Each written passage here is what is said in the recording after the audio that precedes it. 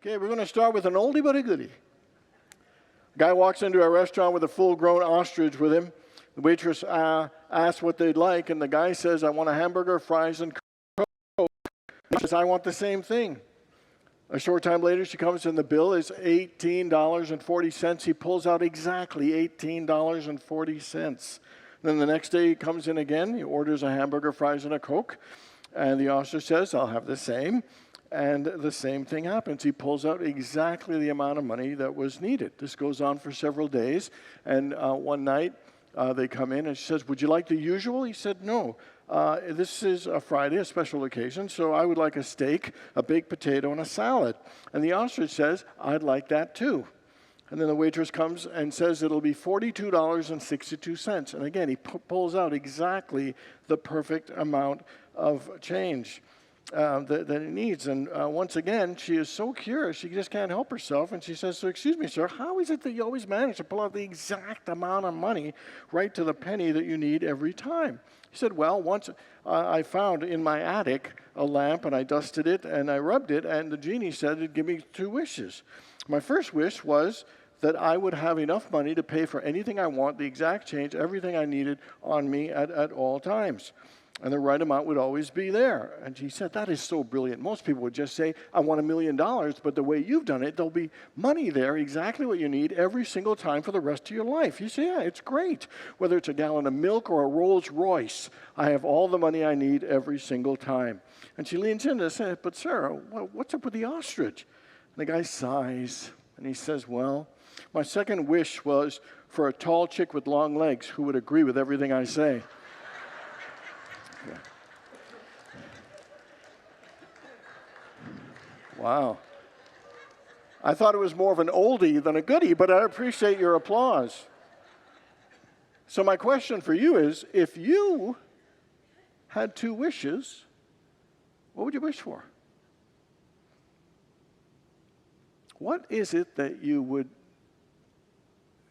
like to come true? What is a desire that you're yearning to have? Do you have a dream for your life? And what is it that you would like to create or enjoy or manifest? You know, today we are going to talk about the power and the importance of having a dream as we wrap up with the 5th and final week of our Songs of Life series. You know, I love doing these every year because we love music. We all have favorite songs that I think make us happy and uplifted, songs that might have been our personal anthem that got us through a really tough time, maybe a sad song when we need our cry to help us cry and have a nice cathartic release.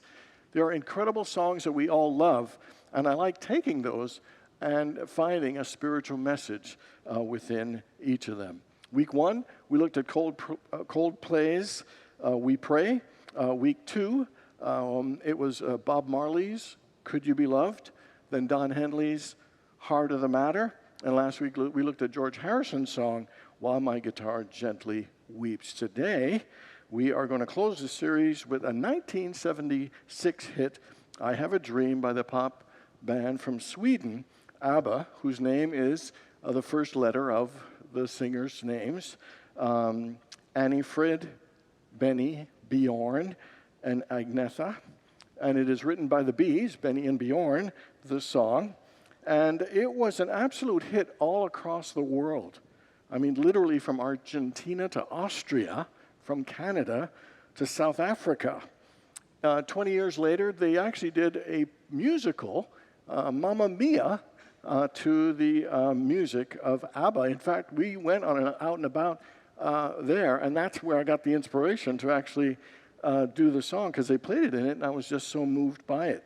Something interesting to learn was the song was actually inspired by the 1960s civil rights movement, and specifically Dr. Martin Luther King's speech, I Have a Dream. So that is where they got the title, I Have a Dream.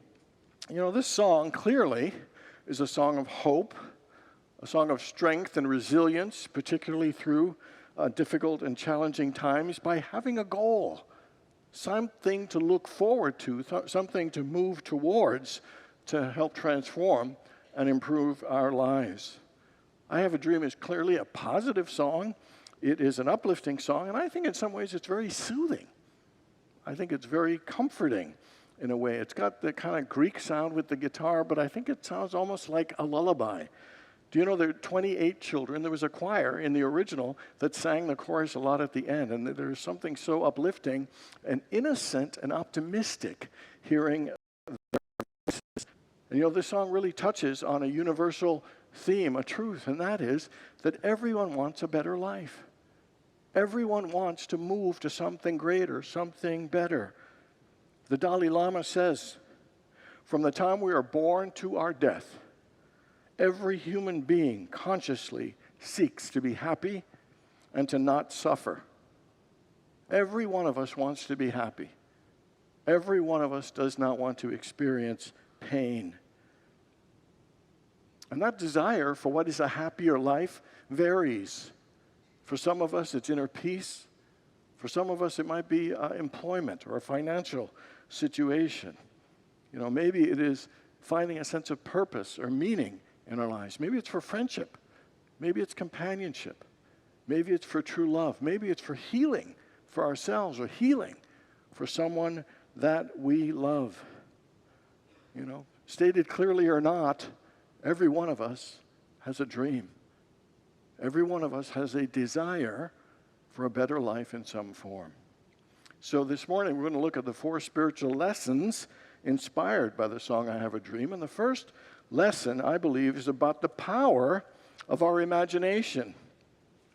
The song begins, I have a dream, a song to sing, to help me cope with anything. You know, Albert Einstein spoke about the importance and the power of our imagination when he said, imagination is the preview of life's coming attractions. That it is our imagination and seeing something ahead that we attract and create in our lives. He also said imagination is more powerful than knowledge. And the reason, and knowledge is there's a lot of knowledge. But knowledge is what is. And imagination is what could be. And that there are unlimited possibilities of all the things that could be. Imagination really is a divine faculty that allows us to see beyond what is to what could be.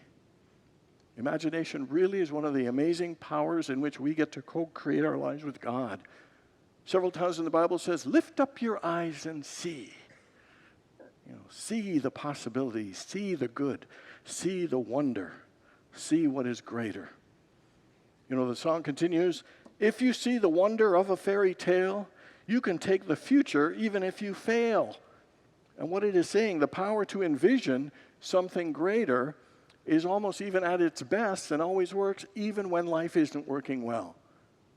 Even if you feel stuck, even if you feel lost, even if you feel like life isn't clicking or you're feeling a bit down, we have the ability to use the power of our imagination to lift up our eyes to some higher possibility than what is currently going on. You know, the fact is, if we see that the results in our lives aren't going the way we want, we literally can use this powerful tool and ability to see and dream to imagine something greater. To not only help us deal and cope with what's going on now, but to move our lives forward to something better. In Unity, we like to say, to set it right, you got to see it right. You got to use your imagination. You got to see the potential in your spiritual eye. In many ways, I think imagination is an absolute superpower that God has given us. Think about how important imagination is and how it influences all areas of our lives. Our imaginations really helps enhance our creativity. Our imagination helps us problem solve. It helps us build confidence. It helps us with cognitive development and emotional resilience. It helps us with social skills and memory, and of course, seeing and developing a vision and moving towards our dream. You know, there are so many ways that our imaginations are used. You know, athletes use imagination. Basketball players use their imagination to visualize the ball going in. Golfers visualize for the putt to be sunk. You know, baseball players for the ball to be knocked out of the park. I think we've all heard about Jim Carrey and how he visualized greatness even before. he became successful and such a known name. But the important thing here to remember is, as great as imagination is, we got to be careful of it. Because sometimes we can use our imagination in negative ways that bring us down. How many people ever used your imagination and you imagine the worst case scenario? Anybody ever do that? You ever make a problem like a mountain out of a molehill, make the problem so much bigger? You know, like almost getting to a place where we start awfulizing, we think the sky's falling and we're just making it up in our own heads. I think they call it catastrophizing, or I call it awfulizing. You know, and sometimes we end up thinking and dwelling on the negative. The very thing we don't want, we use the creative power of imagination, and we end up attracting and getting more of what we don't want by misusing or not appropriately using the power of our imagination. So my question for you is, how well are you using your imagination? What are the ways that you are using your imagination in a negative way to attract more of the things you don't want? And how could you use your imagination in a more positive way to create a better life? So I want you to think of an area that's maybe not clicking exactly the way you'd want. And ask yourself the question, how can I use my imagination to see something greater? To see a better possibility? To see something that will work in more harmony, to bring me more peace and more love and more joy.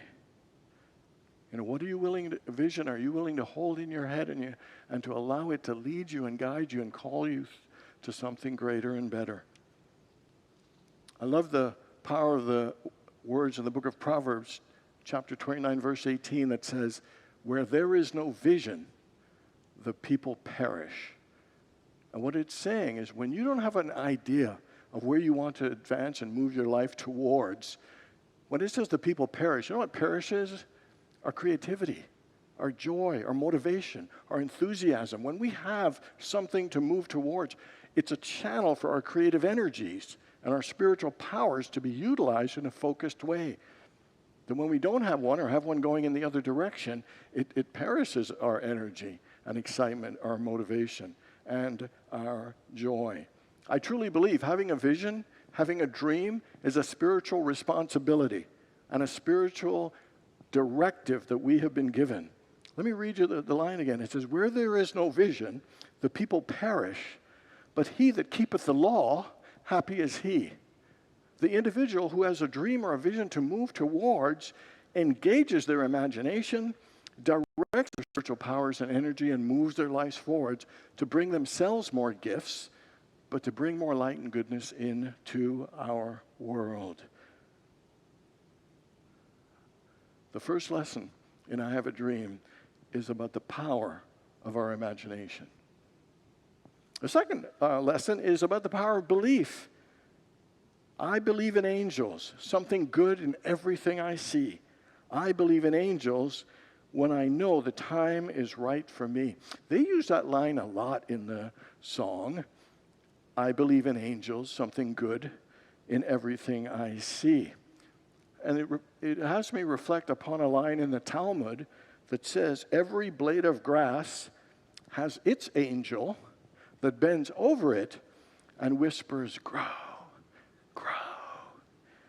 I believe in angels, to me, is saying that there is an energy, reminding us that there is an energy and a power of good that is there for us. I believe in angels, to me, is about an awareness and a connection to that divine love, to that spiritual intelligence and power that supports every aspect of our lives and our being. As we believe, we are able to see good in everything. The more we believe in that connection, that awareness of that spirit and presence, the more we see good in all things and all situations. You know, Jesus said, all things are possible to those who believe. He also said, whatever you ask in prayer, believe that you have received it and it will be yours. So clearly, there is a power in believing. And so the question is, how do we improve? How do we build? How do we strengthen our belief? Well, it's simple. And it's important, and that is to consistently and regularly unify our mind with the mind and the allness and the goodness of God.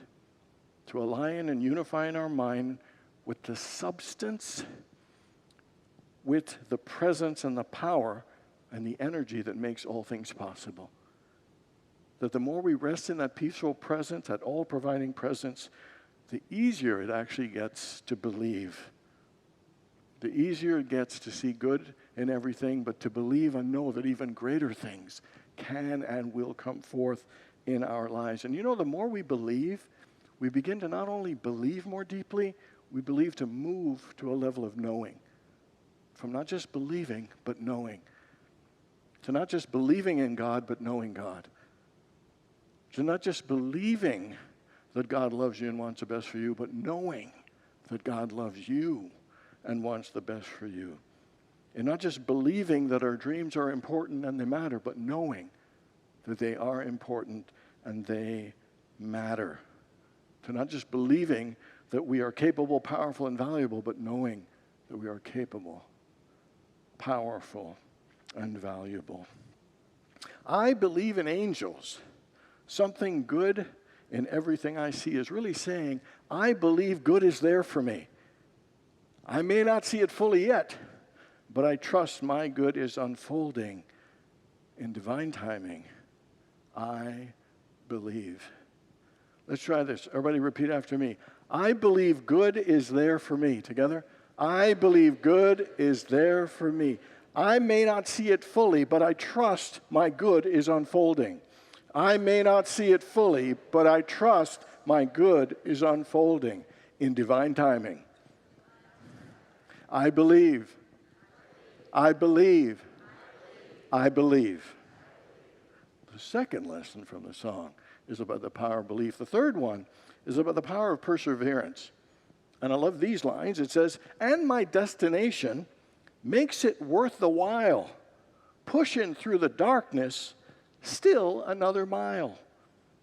The song encourages us and also makes us aware that we need to persevere, that sometimes we need to push through the dark times. That sometimes we need to keep going and realize it's still a mile away, but we need to keep going. To reach our goals, it takes our effort, it takes our work, and it's not easy. You know, ever had a time where you're working really hard and feeling like you're getting no progress, you're not making any advancements whatsoever? We all have those moments where it feels difficult, and we need to keep going. We need to keep going because all success, all achieving, all changing and improving is hard work. And it takes work, it takes effort, it takes time, it takes patience, and it takes perseverance. My two favorite quotes on perseverance are, first one is Winston Churchill. He says, if you're going through hell, keep going. He's saying you got to keep pushing through the adversity. Don't stop and pitch a tent. Keep moving through it.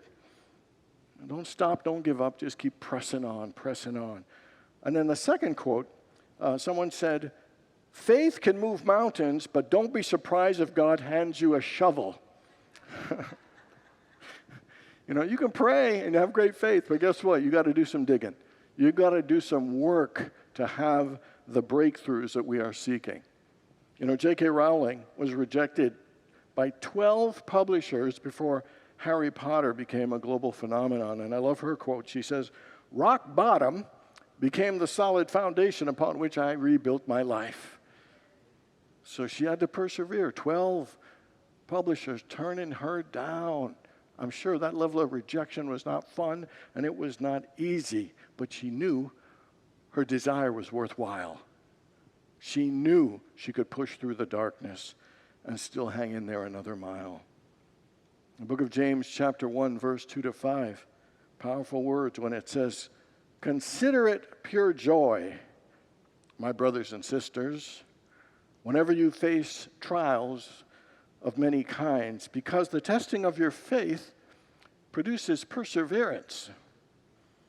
Let perseverance finish its work in you so that you may be whole, complete, and lacking in nothing. And I love it goes on. It says, if any of you lacks wisdom, you should ask God, who gives generously to all without finding fault, and it will be given to you. Two things it says. You got to persevere, you got to persevere, you got to persevere. Great things are happening in us as we persevere through our goals. It's not just about creating the goals, it's who we are creating and allowing ourselves to become. But I love when it says, persevere, but ask God for help. That seek the guidance. You're not in this alone. You've got the support. Tap into that support as you are persevering.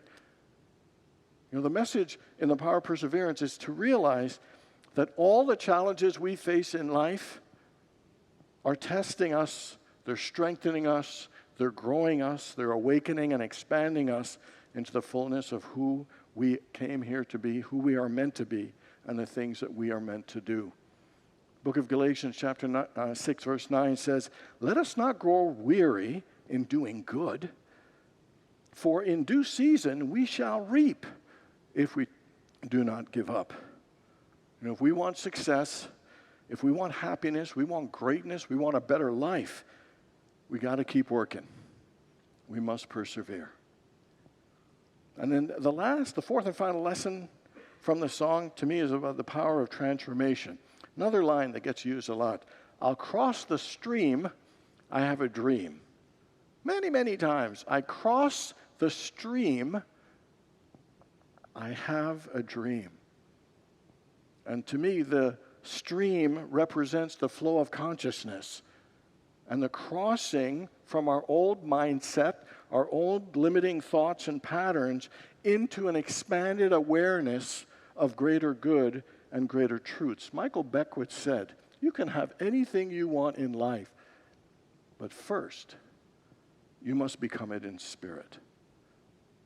So it's not about the outer changing, it's the inner changing, and it is about expanding our consciousness and our awareness. How many people have heard of Josh Watskin? Okay, let me tell you about him. He was a chess champion, national and international chess champion. He was the person that was the focal point of searching for Bobby Fischer. Remember that movie many years ago? He would achieve so much in chess, and at 21 he decided to study martial arts, a new area. And he studied Tai Chi Chuan, which I don't know what it is. But it took him time, and there were injuries. There were all kinds of stuff that he went through, but he ended up winning 2 world championships. He said, the best thing that happened to me was losing my first national championship, the chess. He said, it helped me avoid the pitfalls of thinking I was the smartest, or I was special, or better than anyone. I didn't have to work as hard. See, he realized that losing humbled him, but it awakened him to a greater truth. He realized that it's our mindset that is the most important thing, not just the hard work we do and the focus and the perseverance, but the mindset behind what we do that actually influences us rising above. He said, the moment we believe that success is determined by an ingrained level of ability, we become brittle in the face of adversity. And what he's saying is, we all have the potential to grow, to improve, to change, to advance, to progress. I'm sure some of you, and I think I've mentioned it in some other talks, talked about the work of Carol Dweck. She's the one that came up with the concepts of a fixed mindset and a growth mindset. And a fixed mindset believes that this is as smart as I am. This is as good as it gets at whatever level that means. Where a growth mindset says, I can get better. I can improve. I can change. I can expand. I can discover new things. You know, it's a mindset that says that I can learn and improve versus one that says, well, this is as good as I am. You know, and the thing is, they did a study with 700 kids, and they differentiated which ones were the ones that were fixed mindset, which ones were the ones with growth, and every one of the growth mindsets over a 2-year period, their grades improved. And all of the ones that were fixed mindset, all their grades stayed the same. Even the smart ones, or however the distribution was, that there was an improvement. Everybody stayed the same. And we're thinking, of course, all this is obvious. I would never do that to myself. But how often have you ever said, like, you know, I'm really not good at math. This is as good as it'll get. Or I really don't have a sense of direction. Or I really don't have a good memory. I'm not really very organized spatially. We say all these things, and that's a fixed mindset. Thinking that I don't have a good memory, meaning it'll never get better because this is just where I am, is actually not true, but we tell ourselves that truth. And whether it's our memory or our math or whatever it is, that we keep ourselves limited. And the guy, I saw a TED Talk on this, it was really good. The guy said, one thing we should all ask to our vocabulary, instead of saying, I'm not good at this, I'm not good at this yet.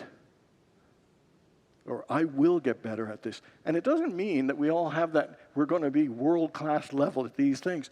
But there's so much we are preventing ourselves and limiting ourselves from experiencing because we keep saying, that's as good as I am. It's not going to get any better than this. Do you know our brains have neuroplasticity, means right up until whenever that our brains have the ability to change and expand and learn new things. We have that built in us. And it's important to not override that program by telling us, fixed mindset, limiting beliefs. Jesus, in Luke 2, verse 52, it says, Jesus grew in wisdom and stature. Now, Jesus wasn't just born with all that in him. It says Jesus grew in wisdom and stature, which means Jesus had a growth mindset. He advanced. He expanded. His awareness and consciousness grew in amazing ways because he put the work into it. It's a shift in consciousness from fear to faith, from resentment to forgiveness, from limitation to abundance. From limitation to unlimited possibilities for ourselves, our lives, and whatever situations we might be going through. We all want a better life, but the truth is we really can attract and create it in great ways. Kind of reminds me of this guy, this government employee who's sitting in his office. He's so bored. He's got nothing to do. He starts fiddling around in this filing cabinet, finds this old brass lamp, rubs it, and he gets 3 wishes. And he says, my first wish is I want a nice ice-cold beer. Poof, he gets his ice-cold beer, puts his feet up on the desk, and then he starts thinking. He said, okay, my second wish is I want to be on an island with beautiful women who all desire me. Poof, he's on this island, gorgeous women fawning all over him. And then his third wish, he says, I wish I never had to work another day in my life. And poof, he's back in his office. And all right. The point of telling that old bad joke was this, is that we do not need a genie for our lives to get better. That we have all the tools that we need. And the song reveals 4 of those powerful spiritual tools, and that is the power of our imagination, to see beyond what is to what could be, and to utilize it to move towards and make our lives better. Secondly, the power of belief. All things are possible, but do you believe? Do you believe? And then the third is to persevere. Life is tough. It takes work. There'll be roadblocks and obstacles and challenges. The question is, are you willing to hang in there and keep pushing, advancing, and moving forward? And finally, are you willing to use the power of transformation, to have a growth mindset to transform your consciousness? These are the 4 lessons, and these 4 lessons, to me, tell us a powerful message, and that is a better life awaits us all if we're willing to do the work. And that is the message from the song, I Have a Dream. God bless you all.